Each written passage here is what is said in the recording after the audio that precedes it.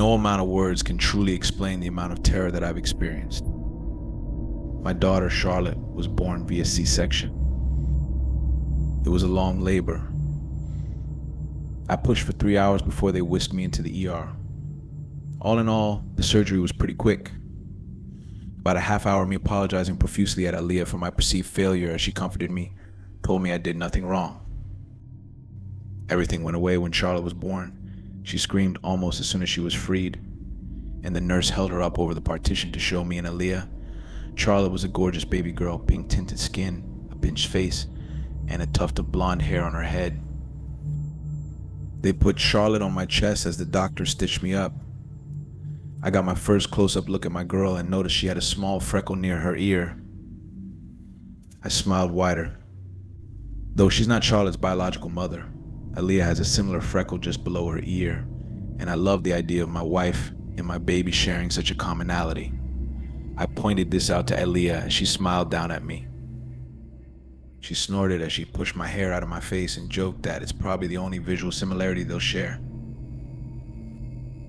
The nurses took Charlotte away from me to check her and make sure everything was okay. I thought they were just going to go to the corner of the room, but to my horror, they left with my daughter. Aaliyah, an ER nurse, shushed me gently. It's because they don't have a scale in here, baby. Don't worry, they'll be right back. Sure enough, the nurses soon returned with my Charlotte, a 7-pound, 1 ounce, perfectly healthy baby girl. I breathed a huge sigh of relief. The fact that I had a C-section, combined with my difficult labor, meant I couldn't pick up Charlotte for a few days. Aaliyah, both a nurse and a chronic rule follower, took that as Bible. For the first few days after Charlotte was born, Aaliyah was my rock, changing Charlotte's diaper, assisting in feeding her, dressing her. I don't have any family left. Many of them disowned me after finding out I was a lesbian, but Aaliyah comes from a big, supportive family with many nieces and nephews. I don't know what I would have done without her. Aaliyah left the house a week after Charlotte was born to get some groceries, leaving me alone with my daughter for the first time. Of course, as soon as Aaliyah pulled out of the driveway, Charlotte began to cry. A quick whiff when I got to the nursery confirmed that Charlotte had pooped in her diaper. No big deal. Without Aaliyah breathing down my neck about doctor's orders, I put my daughter on the changing table and began the process of changing her diaper. I took in her face as I worked, still as cute and small as when she was born, but it wasn't until I was taping the final side that I noticed that the freckle under her ear was gone. I leaned in closer to look at Charlotte's face up close, and I even picked her up so I could scrutinize her. Sure enough, the birthmark that reminded me of my wife was gone. How strange, I remarked to the baby. Aaliyah returned as I was scrutinizing my baby's face, and her voice startled me from behind.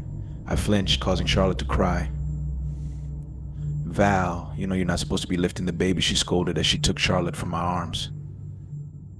"You could tear a stitch and then you'd be back in the hospital, and then you'd have to wait even longer to hold Charlotte. Come on, Val, I know you're smarter than that."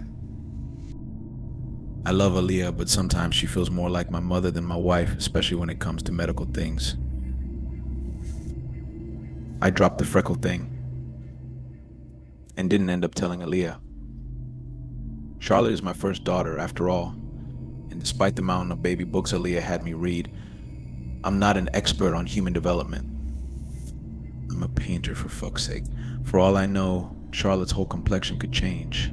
One little freckle didn't seem like a big deal in the grand scheme of things. That night I woke up to Charlotte crying. I tried to grab Aaliyah's shoulder to wake her, but for a nurse and a chronic warrior, Aaliyah is an incredibly deep sleeper. I flicked on my phone for light. 3 a.m. Yeah, no way Aaliyah was waking up. I dragged myself out of bed and to the nursery, where Charlotte was crying up a storm. I didn't bother flicking on the light, instead letting the moonlight streaming in through the window. I picked Charlotte up and she immediately began mouthing at the front of my tank top. She was hungry. Easy enough. I sat in the rocking chair we inherited from Aaliyah's nana, pulled my tank top aside, and allowed my daughter to latch on for her late night snack. As I fed Charlotte, I looked out the window. We live on a fairly busy block, so it was never really silent. Even then, I could hear cars whizzing past on the highway, cicadas buzzing, and the loud hum of the streetlights that flickered outside my daughter's window. I jumped as a sharp gust of wind hit against the window. The jump caused Charlotte to startle, and her teeth dug sharply into my nipple. I rubbed the top of her head to comfort her, playing with her soft newborn hairs. Then I froze. My blood ran cold. I'd memorized every single part of my baby in the week since she'd been born, and I knew for a fact she didn't have teeth. Especially not teeth sharp enough to dig into my nipple like that. I slowly looked down at my daughter's face in the moonlight and was horrified at what looked back at me. This was not my Charlotte. The baby, or whatever it was, looked back at me with focused black eyes, and her lips curled up into a little smile still attached to my breast. Blood dripped from her mouth down her little chin into her onesie. My blood.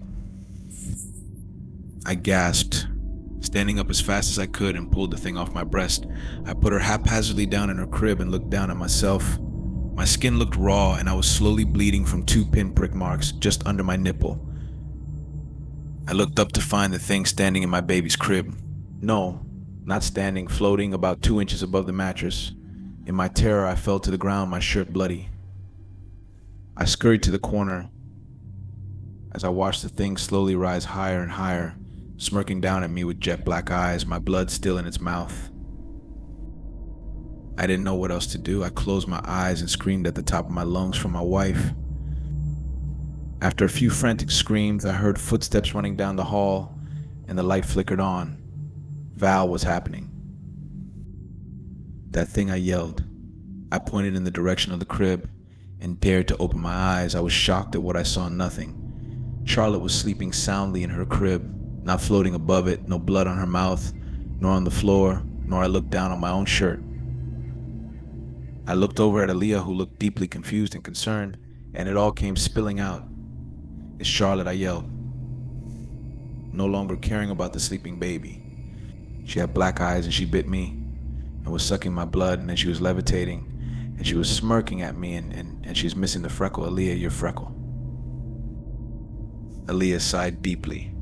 "Val, that is not our baby, Lee." Aaliyah's brows furrowed.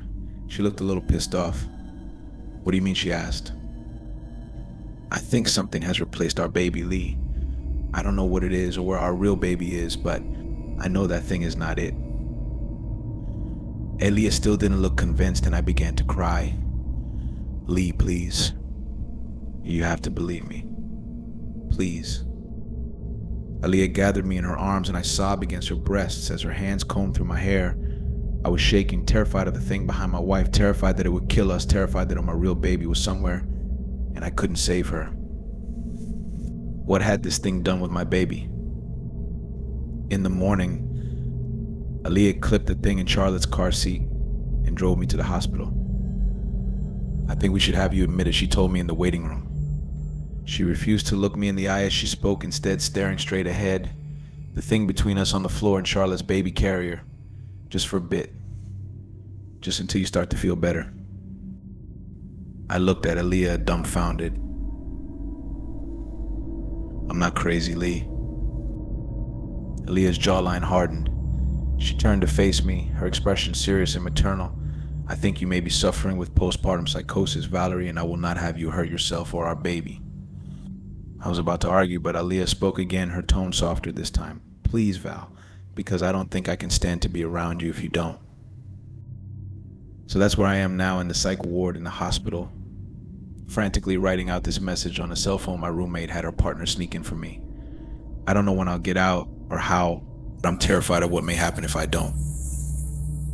I know Aaliyah thinks I'm insane. I know she thinks I'm evil for insisting our baby isn't our baby. Hell, maybe I am crazy, but I know my real baby's out there somewhere, scared, alone, crying out for her mommy, while my wife, the love of my life, lives in a danger she doesn't even recognize, trapped on her own with the very thing that stole my daughter.